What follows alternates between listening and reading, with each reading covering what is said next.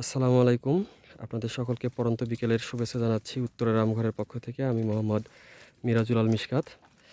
এই মুহূর্তে আমরা রয়েছি গৌরমতী এবং বাড়িফোরের বাগানে।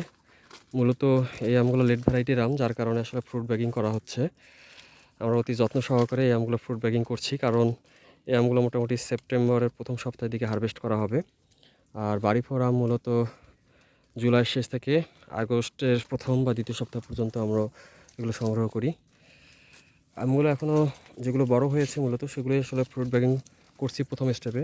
দ্বিতীয় স্টেপে যেগুলো ছোট আছে কিছু আম হয়তো ঝরে যাবে, তারপরে আমরা দ্বিতীয় স্টেপে ছোটো আমগুলো যখন বড় হবে তখন সেগুলো ফ্রুট ব্যাগিং করব। মূলত বাড়িফোর আম একটি ব্যাগে একটি করা হয় এবং গরুমতিও একটি ব্যাগে একটি রাখা হয়। তবে কিছু ক্ষেত্রে যদি জায়গার স্পেস না থাকে সেক্ষেত্রে হয়তো দুইটি আম একটি প্যাকেটের মধ্যেই আসলে রাখা হয়। তো আপনাদের সকলকে উত্তর রামঘরের সাথে থাকার জন্য এবং ভিডিও দেখার জন্য আন্তরিক ধন্যবাদ জানিয়ে আজকের মতন এখানেই শেষ করছি। আল্লাহ হাফেজ।